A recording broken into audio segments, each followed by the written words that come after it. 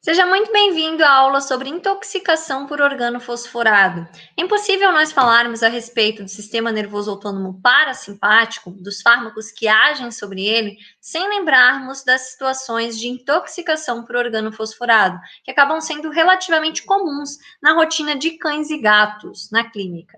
Então, vamos entender de modo muito breve como isso acontece do ponto de vista fisiofarmacológico. Tanto os organos fosforados quanto os carbamatos, eles são drogas de ação indireta sobre o parasimpático. Eles agem como agentes anticolinesterásicos, bloqueando a ação da acetilcolinesterase. Bem, se a acetilcolinesterase ela é bloqueada, nós temos uma maior quantidade de acetilcolina na fenda sináptica, estimulando seus receptores, não só muscarínicos, mas também nicotínicos, no caso da junção neuromuscular. Qual é a diferença entre os organos fosforados e os carbamatos? Ambos têm capacidade para intoxicação. A diferença é o tipo de ligação que eles realizam com a acetilcolinesterase. Os organos fosforados são mais difíceis da gente reverter, justamente porque eles fazem ligações irreversíveis com acetilcolinesterases. São ligações estáveis e de longa duração. Já os carbamatos, eles têm capacidade de realizar uma ligação reversível com a acetilcolinesterase, tendo uma menor duração quando comparados aos organos fosforados, mas ainda assim nós temos capacidade de intoxicação e inclusive morte dos nossos pacientes a partir da ação dessas drogas. Vamos lá, quem são os organos fosforados? Se a gente para pesquisar ou pensa de modo rápido nos organos fosforados, a gente acaba se remetendo diretamente para a utilização de agrotóxicos, de inseticidas. E muitas vezes isso se parece distante da nossa realidade, distante dos centros das cidades. Mas a gente vai ver que não é bem assim, tá? O organo fosforado, ele é muito utilizado como agrotóxico, com aplicação nas lavouras, bem utilizado no Brasil. E nós temos aqui a descrição dele, se a gente pega para ver algo a respeito do organofosforado como agrotóxico, a gente vê aqui, que são agrotóxicos, são ésteres amidas ou derivados de óleo do ácido do fósforo, composto orgânico altamente lipossolúvel, e a gente já viu que se uma substância ela é altamente lipossolúvel, ela consegue ultrapassar as barreiras tissulares de modo muito mais fácil, se distribuindo aqui, de forma rápida pelos tecidos orgânicos. Certo, Laís? Então, se é um agrotóxico, se tem chance de intoxicação, preciso me preocupar só com aqueles pacientes que vêm com chance de intoxicação de fazendas ou algo do tipo? Não. Infelizmente, a utilização de organofosforado, ela ainda pode acontecer de modo criminoso, quando a pessoa tem a intenção de intoxicar um cão e gato, e aí o acesso a esses agrotóxicos acaba sendo mais fácil. Nós temos também a presença de organos fosforados em modos muito mais comuns, muito mais simples de realizar a intoxicação. Afinal de contas, eles também são utilizados como antiparasitários, antihelmínticos e para controle de ectoparasitas, tá? Então, vão ser utilizados como inseticidas, controles de pulga, piolho, carrapato. E eu vou passar para vocês aqui hoje uma lista de medicamentos, de fármacos que são utilizados na rotina de pequenos, que têm capacidade de gerar intoxicação quando utilizados nas dosagens erradas, justamente para que a gente fique atentos a esses pacientes, tá? Esses pacientes com chance de intoxicação e que chegam intoxicados para a gente e muitas vezes nós demoramos para entender o que está acontecendo. Dentre dos organos fosforados, existem outras classificações, tá? Os colmafóis são extremamente comuns, indicados aí para combate de artrópodes em cães, E aí temos aí a apresentação comercial destes fármacos, tem o Larvex, larvicida, utilizado também para controle ectoparasitoide. Aqui tem um trabalho demonstrando a utilização dos colmafóis em cães, tá? Com um resultado bem interessante. Eles fizeram aqui um grupo onde os animais receberam banhos com princípio ativo para controle de ectoparasitas. Um grupo recebeu banho sem princípio ativo e os outros dois grupos receberam com concentrações diferentes do princípio ativo, tá? E eles observaram alterações muito importantes, tanto morte dos pacientes no grupo que recebeu maior concentração, tá? 5 animais dos 24 testados, dos 24 incluídos nesse trabalho, foram a óbito por intoxicação com Comafós, mas eles também observaram leucopenia significativa, ureia plasmática aumentada, valores diminuídos de lipoproteína, de baixa densidade, foram observados 8 horas após a exposição e pioraram com o tempo, tá? Às 24 e 36 horas após a exposição, anemia normocrônica normocítica, leucopenia, diarreia com sangue, náusea, vômitos, foram observados em animais afetados. Então, olha só, nós temos, além das alterações do parasimpático, né, aumento de peristaltismo, diarreia, nós temos abertura dos esfíncteres, relaxamento dos esfíncteres, favorecendo essa diarreia, náusea, vômito, tudo isso relacionado. Também temos a presença de alterações hematológicas importantes, tá? Uma anemia normocrômica, normocítica, demonstra aqui que não tá havendo regeneração, né? Pode não estar havendo regeneração. O exame pós-mortem revelou forte congestão pulmonar, hepática, estomacal, áreas multifocais de necrose hepática e renal, hemorragias serosas, mucosas e meningite hemorrágica também foram observados. Então, gente, são fármacos que são utilizados, são comercializados, essas drogas, para controle de ectoparasitas, mas muitas vezes são empregados de modo errado. Então, nós precisamos, quando recebemos um paciente intoxicado, com sinais de intoxicação, nós temos que pensar nisso também. Nem sempre a intoxicação ela acontece de modo proposital, de modo criminoso, embora também possa vir a acontecer. Tem as diazinã, também vão ser utilizados, também fazem parte dos organos fosforados, tá? Utilizado em forma de coleira, shampoo ou talco contra pulga e cães. Bem importante, uma dica para quem acompanhar algum paciente que utilize colar antiparasitário, evitar que esse colar seja utilizado em animais que convivam com outros animais e animais que têm contatos com crianças. Por quê? Porque outros animais podem lamber, podem ter um contato maior direto com a coleira, tá? Principalmente quando são filhotes, tem isso de um querer morder a coleira do outro, e com crianças também, porque as crianças acabam pegando na coleira, tem um contato mais exacerbado. Então, uma das dicas, se vocês atenderem pacientes que vêm com coleira antiparasitária, que ainda é comum de serem utilizadas, é justamente comentar com o tutor sobre outros métodos, né, caso hajam outros animais ou crianças em contato com aquele paciente, para reduzir a chance de intoxicação, tá? Tanto do outro animal quanto de crianças que convivam junto. O Fention, ele é mais utilizado para controle da mosca, principalmente no verão, tá? E pode ser, a gente pode ter risco de intoxicação também.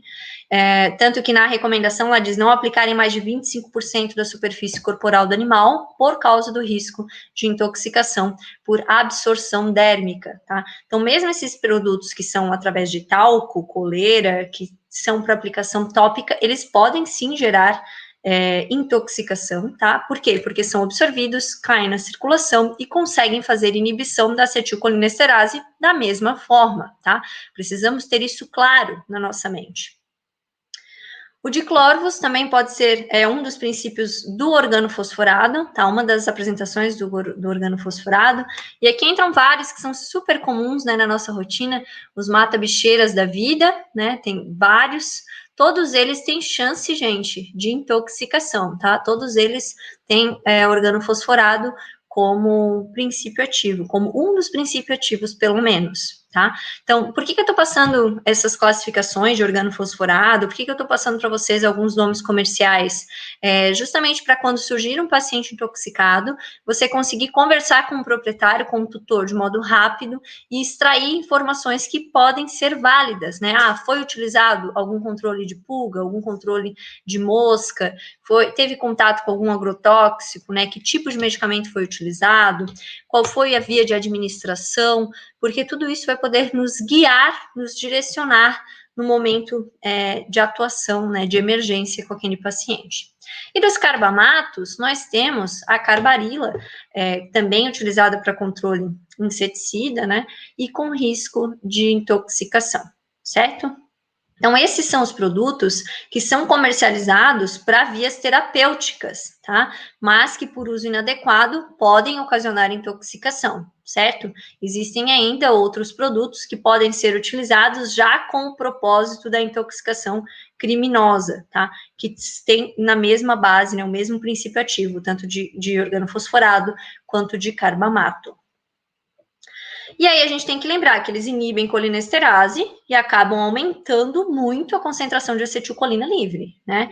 E aí vocês lembram que a gente viu? Onde haja acetilcolina, né? Qual que é a função dela?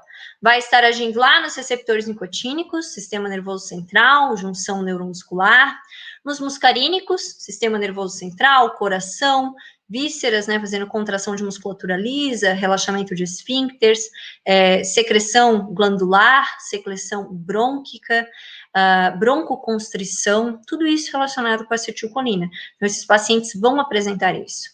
E são pacientes que chegam para a gente com aumento de contração muscular, com tremores musculares exacerbados, muitas vezes, justamente porque a gente tem maior tempo de permanência da acetilcolina na junção neuromuscular, tá? Fazendo ligação várias vezes com o receptor nicotínico, estimulando uma contração muscular atrás da outra. Nós temos pacientes que aumentam a secreção gastrointestinal por estimulação de receptores muscarínicos tipo 3, fazendo contração da musculatura lisa, relaxamento dos esfíncteres. Então, são pacientes que apresentam diarreia na maioria das vezes, tá? Bastante diarreia, em momentos de convulsão também. Então, pacientes que chegam com muito tremor, pode evoluir para convulsão, tem diarreia associada. Broncoconstrição e aumento das secreções, o que torna a respiração bastante dificultosa e ruidosa no momento da intoxicação, o que já é piorado em quadros onde o paciente está convulsionando, tá? Porque na convulsão a gente pode ter também algumas alterações respiratórias, dificuldade, cianose, por contração de musculatura, tá? E isso vai ser piorado em situações de intoxicação. Por quê? Além da convulsão estar contraindo, a gente tem também broncoconstrição e aumento de secreções respiratórias, tá? Paciente que saliva bastante cialorreia associada. O olho pode apresentar hiperemia da conjuntiva e miose. Então, lembre de olhar se teu paciente está midriático, está em miose. Avalie todos os sinais em conjuntos, que não é difícil da gente observar que essa intoxicação tem por origem um organofosforado, um carbamato, tá? Paciente convulsionando, tremor muscular, diarreia, dificuldade respiratória, bastante secreção brônquica, salivar e também miose, hiperemia da conjuntiva. Bradicardia não poderia deixar de acontecer, né? Então, são pacientes que vão apresentar episódios de bradicardia, vasodilatação. Alguns mecanismos compensatórios podem tentar surgir. A essa vasodilatação, a gente pode ter alguns períodos de taquicardia, tentando compensar toda essa situação hemodinâmica, tá? Então, se a pressão cair, a gente pode ter taquicardia e vasoconstrição momentâneas, como períodos tentando compensar, né? Períodos compensatórios de toda essa situação. Então, quando a gente observa que o paciente pode estar intoxicado, mas não tem bradicardia, tem que lembrar que pode ser um momento de compensação, tá? Com liberação da acetilcolina lá pela glândula adrenal, promovendo liberação de noradrenalina, adrenalina, para fazer um predomínio de sistema nervoso autônomo simpático e uma compensação desses sinais todos, tá? Mas não é comum. O mais comum é a gente observar realmente bradicardia. E aí, gente, como que a gente reverte esse paciente que chega super grave para a gente, crítico, né? O ideal é que a gente utilize fármacos parasimpaticolíticos, antimuscarínicos, né, que vão bloquear a ação da acetilcolina, já que tudo que está sendo ocasionado está relacionado com o aumento da acetilcolina na fenda sináptica.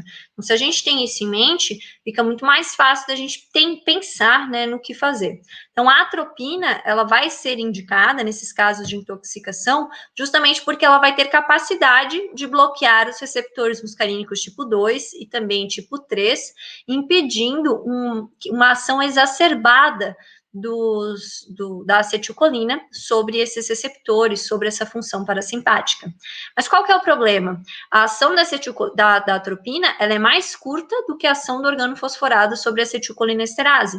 Então, esses pacientes que chegam em estado grave, não adianta uma aplicação de atropina. Eles vão precisar de tratamento de suporte, fluidoterapia para auxiliar na eliminação dessas substâncias, vão precisar de tratamento anticonvulsivo, de benzodiazepínico, de propofol, para controlar essa convulsão e para ocasionar relaxamento muscular, já que os tremores são persistentes, e vão precisar de monitoração constante com reaplicação da atropina até que esse organofosforado consiga ser eliminado, tá? Então, eu já acompanhei casos onde o animal ficou internado 3 dias com avaliação constante, monitoração constante, ele ficava bem depois da atropina, a gente conseguiu fazer uma boa estabilização dele, conforme a dose da atropina ia passando, ia reduzindo o seu efeito, já começava a ficar bradicárdico de novo, salivar mais, então a gente já começava a observar os efeitos parasimpáticos surgindo novamente, tá? No fim das contas, ele ficou super bem, mas chegou em um estado crítico e precisou de todo o tratamento de suporte, com anticonvulsivo, com relaxante muscular, com atropina, fluidoterapia, até que conseguisse reverter todo o quadro.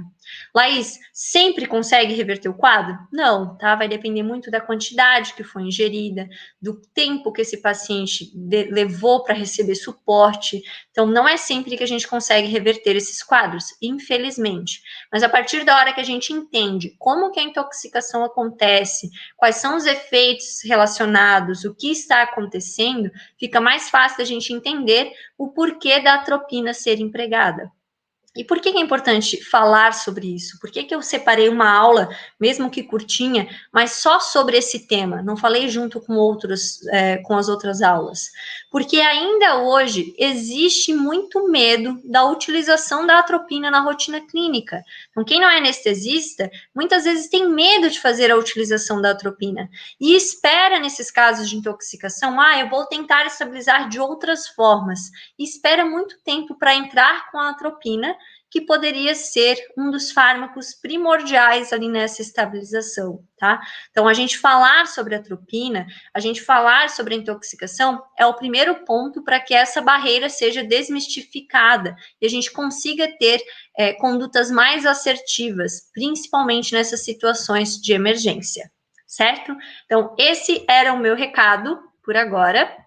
Nos vemos na próxima aula para conversarmos a respeito do sistema nervoso autônomo simpático. Qualquer dúvida, deixa aqui na caixinha de membros, deixa aqui na área de membros, nas caixinhas de perguntas aqui embaixo, e nós vamos conversando. Até mais!